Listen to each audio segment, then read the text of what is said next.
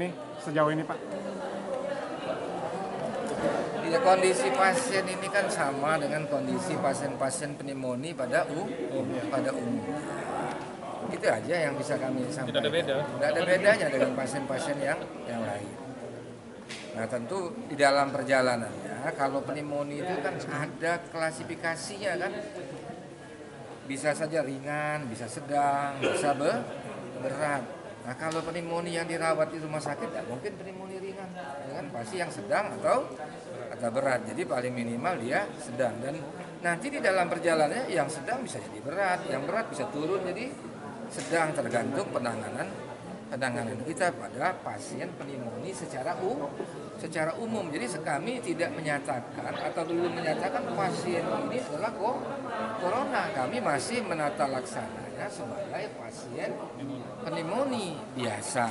Tapi prosedur tetap kita jalankan, pemeriksaan labor dan sebagainya. Mudah-mudahan 2 hari ke depan kita sudah dapat informasi hasil daripada pemeriksaan tersebut, karena di Jakarta biasanya 2 hari pemeriksaan itu bisa sampai hasil. Jadi mungkin clear ya. Pak Dokter, untuk jumlah pasien pneumonia di RSMA berapa persen Pak dari jumlah seluruh pasien? Jadi kalau pneumonia itu kalau di kita kan paling banyak kan di ICU.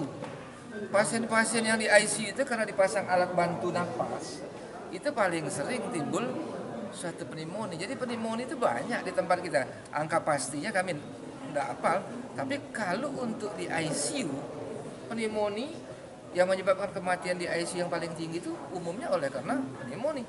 Dan pneumonia itu bukan coronavirus, jadi hal yang biasa. Nah, jangan sampai nanti terlampau takut nanti orang Indonesia kena pneumonia di luar negeri nanti dibilang coronavirus pula. Ini kan, jadi harus dibedakan dulu. Jadi jelas barangkali ya. Oke. Tetap diisolasi sampai nanti hasil keluar. Pak Dokter, untuk hasil nanti 2 hari ke depan atau nanti teman-teman dari Humas akan memanggil atau merilis itu kalau sudah ada hasilnya. Teman-teman dari Humas. Misalnya ini sudah dari segi teknis ya, kedokteran sebetulnya saya tidak harus publish, tapi karena dari ilmu tidak apa-apa lah. Misal contoh, darah putihnya harus naik itu kalau bakteri. Kalau virus biasanya darah putihnya tuh turun. Pada pasien kita darah putihnya naik. Gitu. Nah, jadi sebetulnya belum sampai saat ini belum ada atau tidak ada indikasi ke arah yang corona itu. Tapi oleh karena sudah kita rawat, mau tidak mau harus kita perlakukan seperti itu sesuai standar. Kalau tidak salah juga kita. Tapi ini kan bukan dari negara endemis lah Pak ya? Bukan. Kenapa masuk di Ya tidak tahu. Rumah sakit kita menghormati rumah sakit yang merujuk atau dokter-dokter yang merujuk. Masa kita tolak? Apakah Ya kan? rekomendasi dari Caritas bahwa patut dimasukkan ke dalam isolasi atau tidak? Atau yang memutuskan masuk isolasi itu di kita atau gimana? Ya nanti bisa ditanya ke Yanmed. Ya, artinya kan semuanya itu kan harusnya melewati prosedur.